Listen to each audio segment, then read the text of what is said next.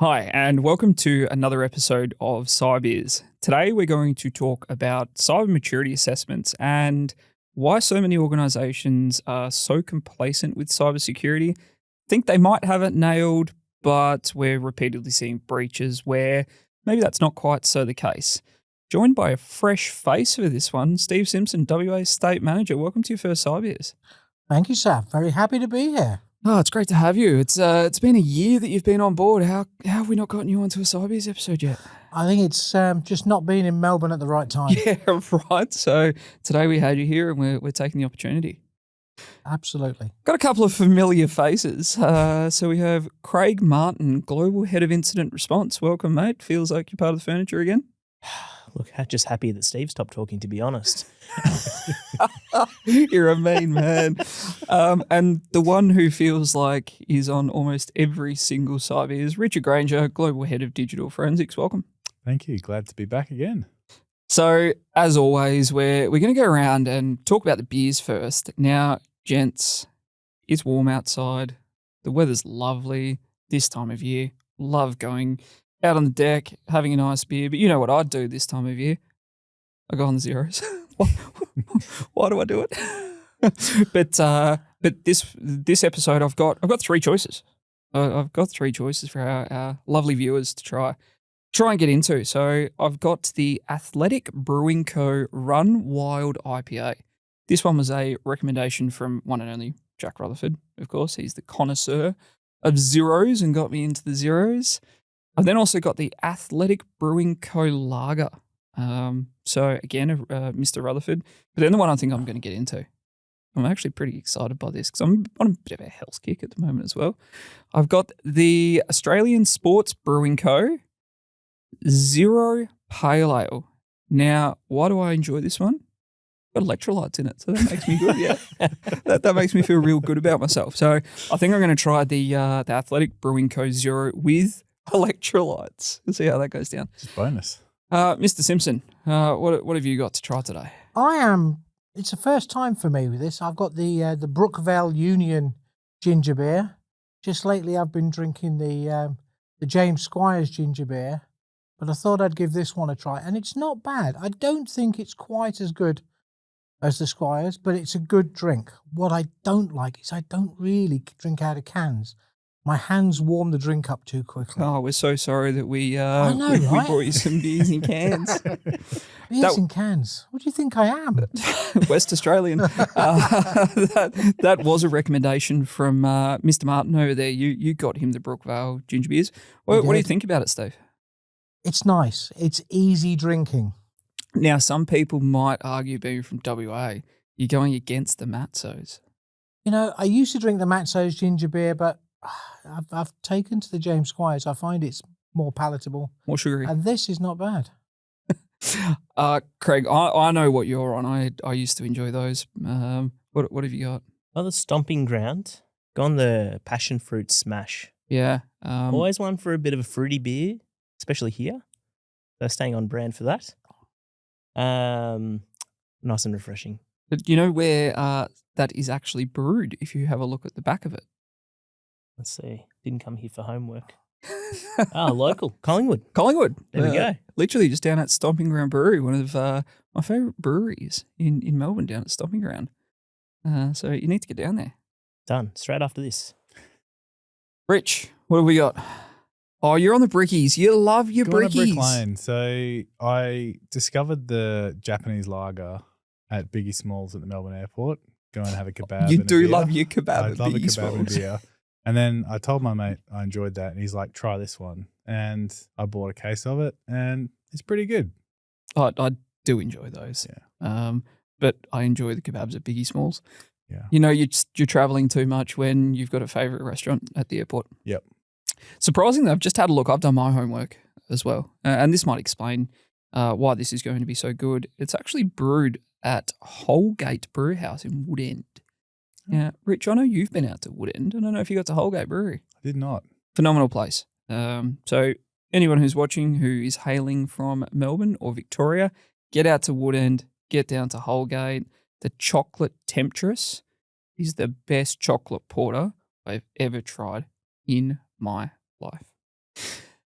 Before we move on to why organisations can't quite get their cyber maturity assessments right, cheers. Cheers. Cheers. Cheers.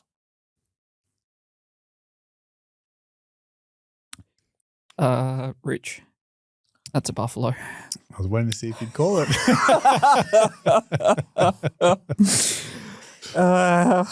Okay, so for viewers, you'll know what the inside word is there. All right, we'll get stuck into it. So, Steve, you're one of my first ever mentors in cyber. Taught me a lot of what I know about GRC. The world's changed a little bit since we met 15, 16 years ago. Yep. The world of tech's moved on. We've seen cloud come. We've seen the rise of AI and large language models. Have we seen organisations keep pace with GRC and cyber maturity assessments enough? Sadly not. A lot of organisations still think they've got this core group of controls, and if they have that core group of controls in place, they'll be okay. They're not really looking at maturing those controls.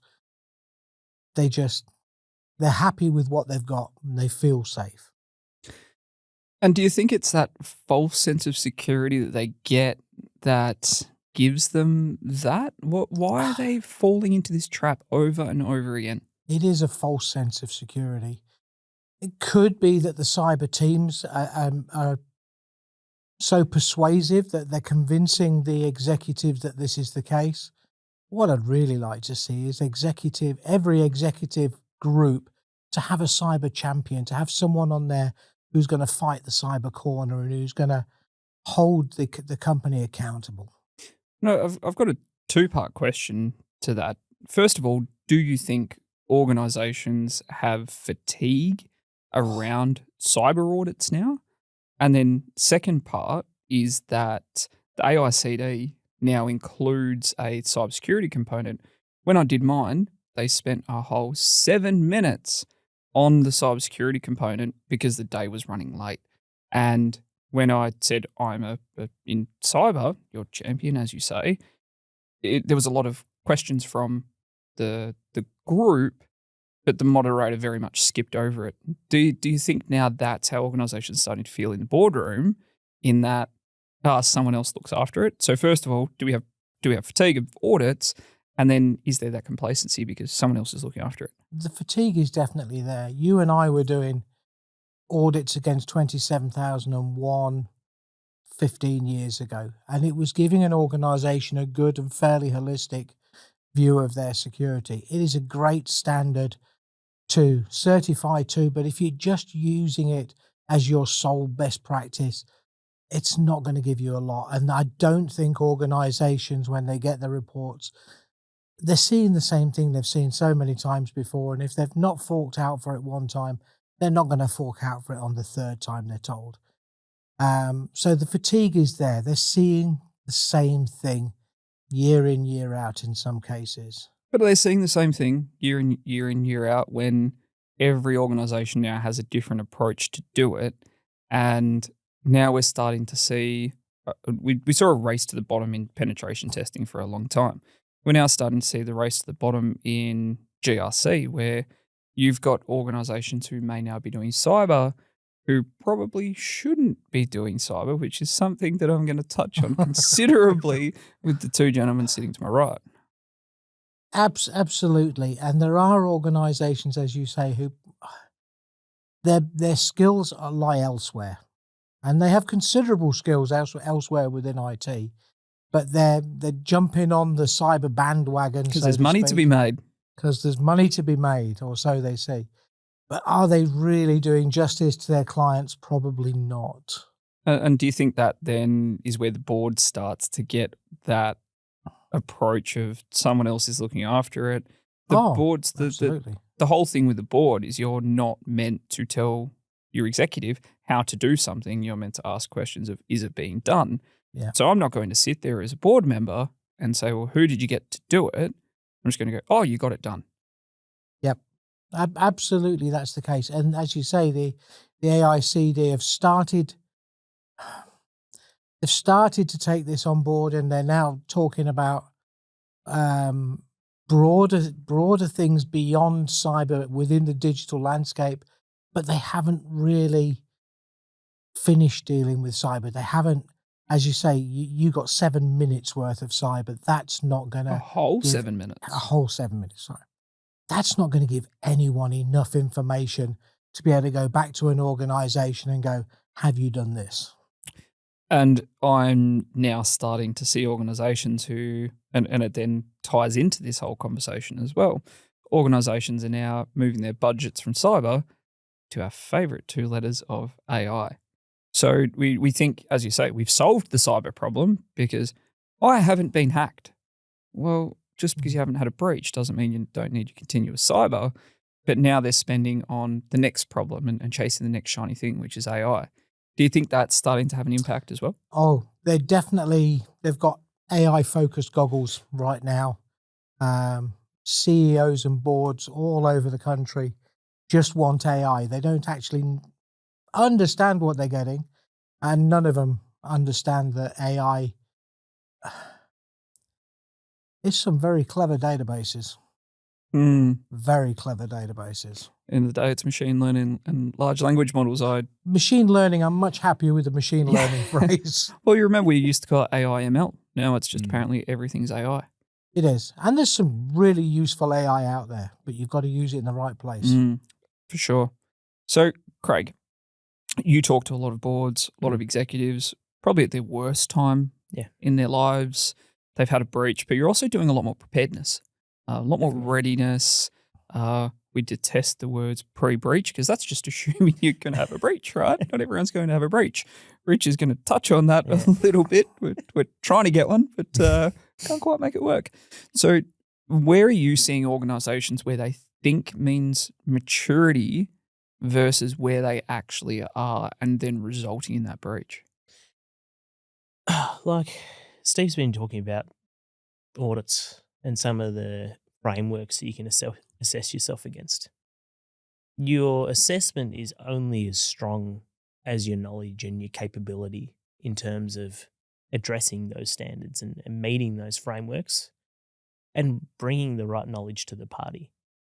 So have you got the right people involved in that assessment?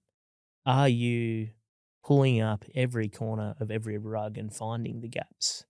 The gaps are where the incidents are coming from. So if you don't find it, you don't know about it when you're auditing, then that's going to make it even worse because you're going to have this piece of paper with a stamp on it saying we're all good.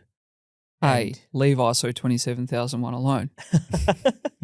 Hey, I haven't seen an incident caused by an office macro in a long time.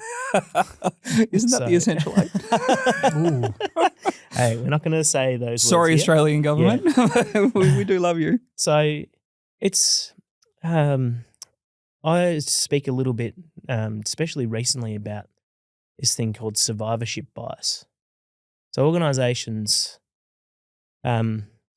they're looking at what everybody's doing and they're looking at the incidents that are making the public eye and they're like, I don't want to be like those people. But what you're actually seeing is only a little subset as to how those incidents occurred. And those incidents are only but a mere subset of all the incidents going on in the country. So people think it's because they've outsourced to a poor third party or there was a critical vulnerability. It's really because there was a gap, there was a miss, there was an error, there was insufficient controls in place that the organisation didn't know about or didn't care about. We're now talking about a completely different topic, and that's starting to head towards part of the world of cyber maturity assessments, and that's the first letter of the area, governance. If you don't have the right governance in place, you can go and do a cyber maturity assessment. You can get your 3-year roadmap. You can be told what to do. You don't follow it and don't implement it. We've seen it, right? We've seen a 3-year roadmap that was tracked for 3 months and then no one thought about it again. At the board level. And then it didn't go back to board for 15 months and all of a sudden, massive incident. And is this then, Steve, what we were just discussing around that AICD, that we did an assessment, it was the hot topic, and now it's not the hot topic, and now all of a sudden we're breached? You've got to live your cyber. You can't just put it out there. You've got to live it. 27001's the same. You can get certified. That's all good, but you've got to live it, not just on the audits, but all through the year. Is that up to the auditor making sure that, and isn't that the whole point of it? And are we now at a point, the same with PCI, I'll pick on that framework as well, that you can go and do a 2-day course and you can become a PCI QSA. You need some base level of knowledge, but you don't need to know why the controls are being implemented. You just need to know, is the control implemented? You don't need to make sure it's good. It's just is the control there, yes or no? Yeah, it's PCI in particular. I mean, I've been a QSA for quite a number of years, and I don't always feel fully equipped. And I do use other people within the organization to help me to understand the controls. But I can only audit, I can only assess what the client tells me about. I'm not seeing the big picture necessarily. Got to ask the right questions, and I've got to be shown the right things. There's also a lot of organizations looking for people that can guide the organization through an audit. Just lead the auditor down the rabbit holes that you want to lead them down. And all of a sudden, don't look over here. All of a sudden, they're 2.5 days into a 3-day audit, and they've only covered a quarter of the material. And, the stuff that you're a little bit uncertain about all of a sudden doesn't get covered. Yeah. Don't look at the elephant in the room because you've had someone steer them. But that comes down to the auditor that is used as well. But because cyber is this hot topic and the skills gap, I believe, are putting too many people into an audit position that don't have that skill to ask the right question. And then, Rich, you come through, walk into an environment that's had a ransomware. Why are you facing these incidents where organizations will go, but I just had a cyber maturity assessment done 3 months ago. Yeah. And now we're ransomware. I have ISO. I've got ISO How did I get 27001. ransomware? I think there's a lot of, probably a couple of things. So one would be a lot of people are placing faith in the fact that they achieve certification, so ISO 27K, and they're like, we're untouchable now. Like, we're in a good spot. And they may not necessarily be achieving everything correctly. And then there's also probably going to be a lot of reliance on people that are advising them, and they're not necessarily sure that they are the right people to be advising it. So a really good example of this is we had a ransomware a couple of years ago where client got ransomware. We came in. Turns out the MSP had done an investigation into it a couple months beforehand. And they found... That had never happened, by the way. I mean, they found the vulnerability that allowed them to come in. It was quite a popular one at the time, so that it's expected. But they didn't check for persistence. There was 2 instances of Screen Connect running on this machine, one belonging to the MSP, one belonging to the threat actor. They saw Screen Connect and went, should be right. Yeah. Whereas when we're doing our forensic analysis, we're like, all right, what are those connection instance IDs? And we're like, one of those is not right. They didn't look for lateral movement to other machines and other persistence mechanisms as well. So there's definitely a reliance on being like, you know what, we've got our MSP, they've come in. I want to pick on particular tools, but like WebRoot is one we see all the time where like the customers saying, oh, we're protected by WebRoot, so we're all good. $2 per user per year? We see or it per month? bypassed. I think it's per month. It just gets bypassed all the time. And they're basically saying that, well, our MSP told us this was good enough. And the MSP probably just doesn't understand what's actually happening in there in the cyber landscape, what's happening with ransomware groups, how are they getting in, how are they bypassing tools to achieve their objectives. And do you think this is where companies are having these shortfallings, or organizations, from doing compliance-driven cyber maturity assessments versus risk-driven cyber maturity assessments? Absolutely. So, I mean, we're probably going to talk about Essential 8 at some point. And like, I'm trying to avoid it. There's so many frameworks out there, and they all do specific things and cover specific topics. But I think rather than just aligning yourself to one, so I mean, let's just say Essential 8 is, as an example, there's a lot of really good things in there. that like organizations should definitely be doing to improve their cybersecurity posture. But it doesn't cover having an EDR, having a SIEM. You can have those tools, but you actually got someone looking at them. We've had ransomware incidents again where they're running all the tools under the sun and we get access to the tools and there's been alerts there for 6 weeks and no one's looking at it. So things like that, it's all about what are the biggest risks? What can we do to mitigate those risks? And Craig, this comes down to one of your points when we moved on from governance. It comes into testing. There's a reason that an area of focus on CPS 234 is controls testing. Doing a pen test once a year, it's not good enough. It's an arrow in the quiver, but it's not the solution. Like, you show me an organization that says they've got 100% MFA, I'll show you an organization that's lying, pretty much. 100%. Like, there is always someone that hasn't got MFA. There's always some niche service account. There's always... CEO got a new phone. You know, they're traveling. It's not being enforced, and we've got a new staff member, and they've waited 14 days to put MFA on, and we've got a gap there. Like, it's no matter how strong people think it is, there are gaps, and you don't get that by somebody saying, "Yes, we have controls that enforce MFA." Or yes, we've done a pen test. Yes, we've done a pen test. So what do we do instead to do this controls testing, to validate, to make sure that the right controls are there to stop us being ransomware? It's a knowledge, experienced, informed assessment. It's having somebody that knows which parts of which frameworks give you the biggest bang for buck. And then it's having somebody with experience or knowledge, or somebody that just doesn't take no for an answer and just is a dog at a bone to say, well, but prove it, but show me. And it's doing these continuous assessments, right? There's plenty of tools that do it that are going to benefit you more than doing an internal pen test. Yeah. At the end of the day, is it that simple? Like, Microsoft has a tool in its platform that gives you a maturity score for your tenant. And like, everybody that I've ever seen has a maturity score like 60. I saw a 96 a few weeks ago. I was That's rare. blown away. I high-fived them.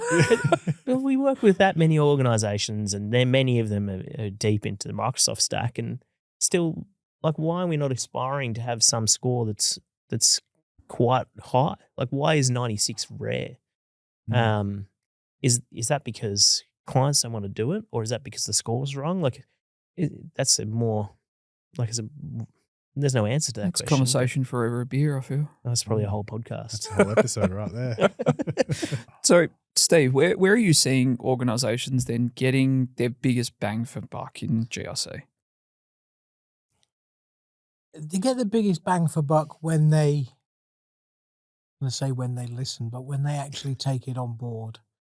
You said earlier about governance. Governance is great whilst it's being followed, whilst it's being looked at, governance needs to be living documents. They change with the business, they change with the controls.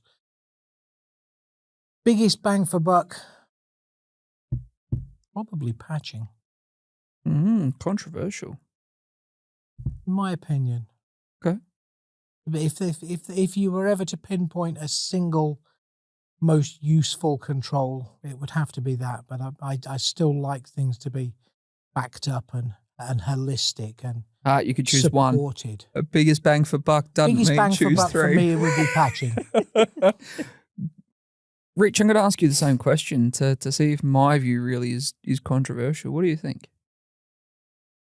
Biggest bang for buck to stop you from being ransomware. Well, in GRC, considering you definitely don't sit in the GRC team. Yeah.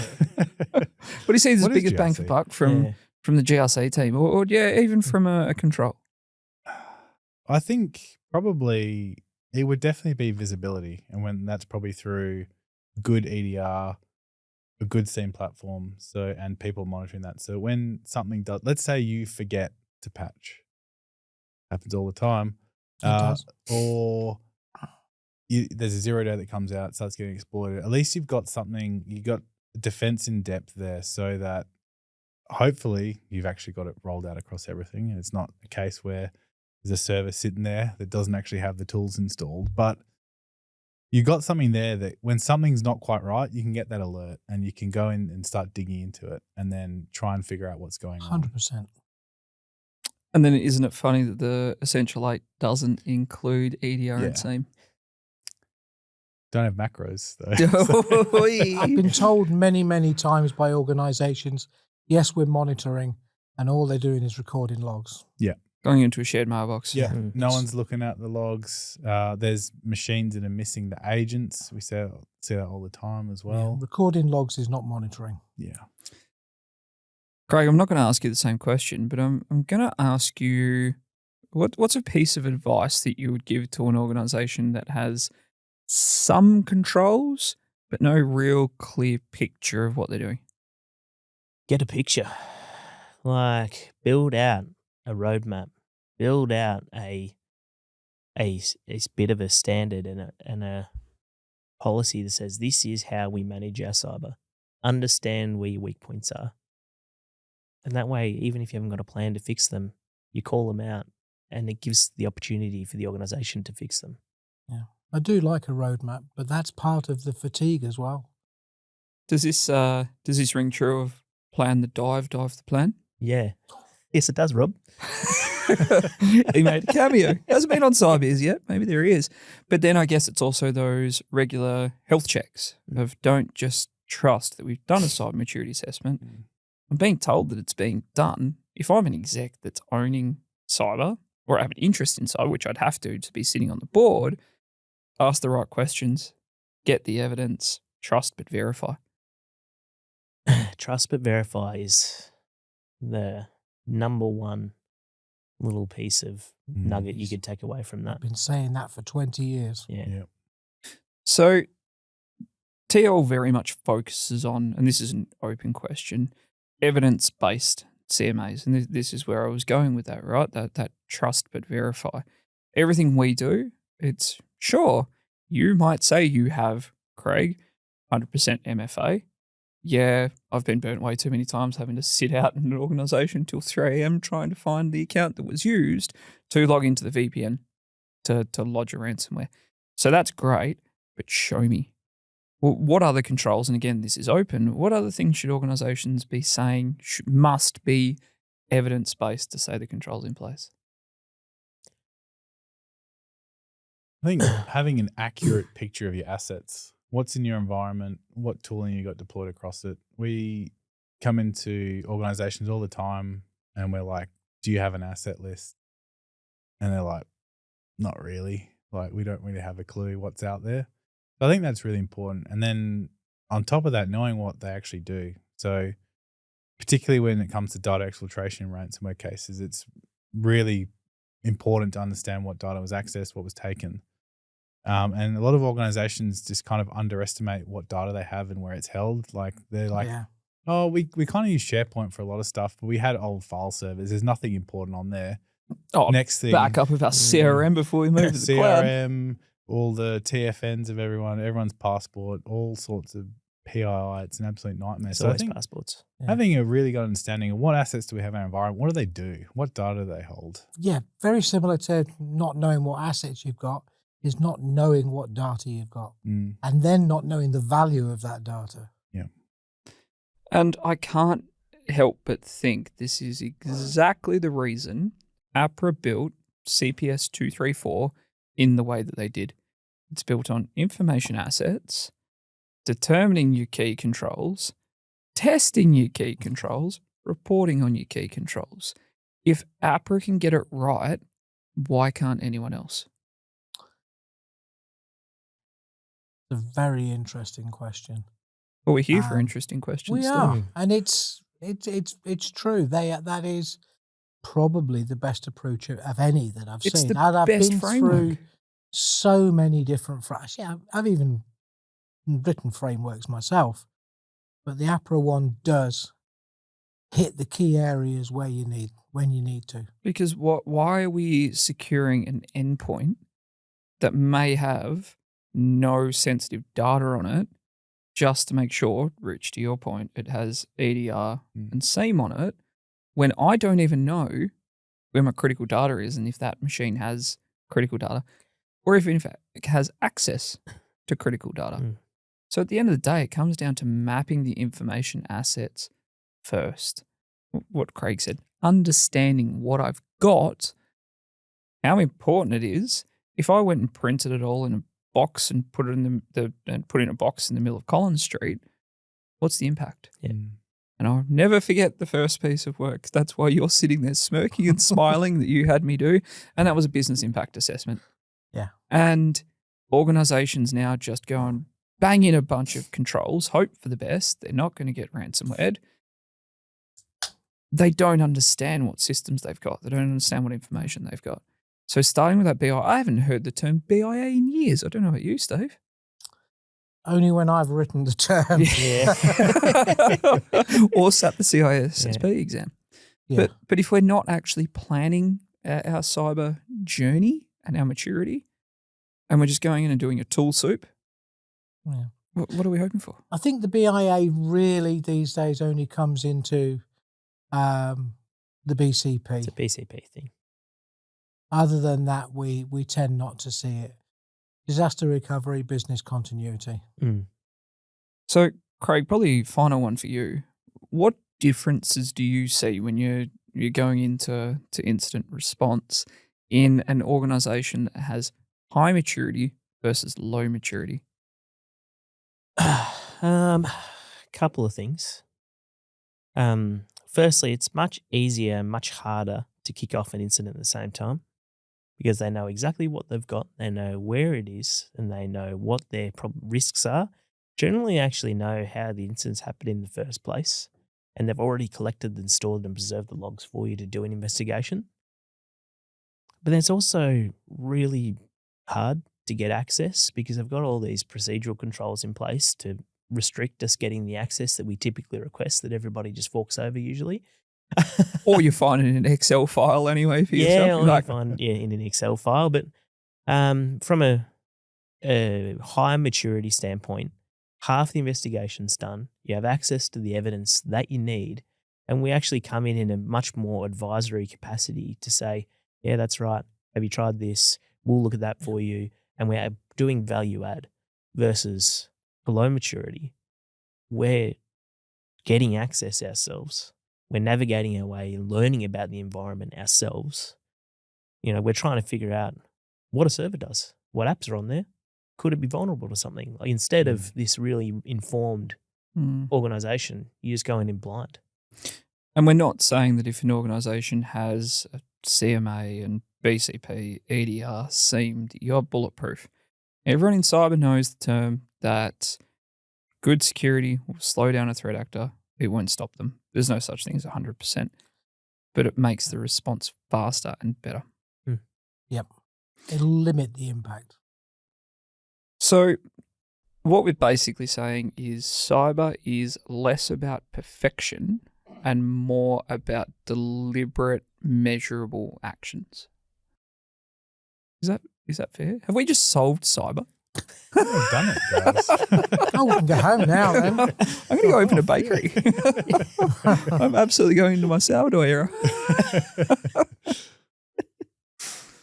It's not far off that. There's, as you say, there's no silver bullet. There's no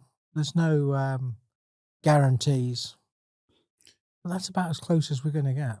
All right, I'm gonna close out because apparently we've been talking for 35 minutes, which is unbelievable. We thought this was going to be a 20-minute ep, but turns out CMAs. I'm going to start with Steve. If you could give one piece of profound advice to an organisation for this coming 12 months, what would it be? Understand the maturity of the controls you've got in place. Bingo. Cyber maturity.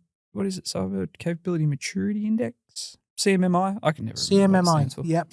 So actually rate your controls based on 0 through 5. Make sure, are they effective? Then go and test them. And just because it's a 4 one year doesn't mean it's a 4 the next year. Oh, it's like you taught me I know what I'm doing or something. Craig, profound advice. Start somewhere. Start somewhere. Just You start. have no identity access management controls? Start somewhere. But IDAM's hard. It is, but Start somewhere. start somewhere. Rich. I think it would probably be for organizations that are looking to outsource their help with this because they don't have the internal capabilities. Actually vet the organizations that you're helping with. So if it's just an organization that's like gives you a tick box and says this is what you need to follow, probably look for organizations that are actually on the front line dealing with it. They have a bunch of different teams that they can utilize and draw information from. It's not just a tick box for them. And mine is going to be a bit controversial. Deploy another tool. But agent fatigue. But that tool is something that's actually going to help you track your maturity and the actions over time. So it's not just in an Excel file sitting there rotting away in a cupboard. Actually be able to do it, demonstrate it. Dashboards are your best friend in cyber. Thank you for watching another episode of Cybeers. We'll see you next time. Cheers. Cheers. Cheers. Cheers.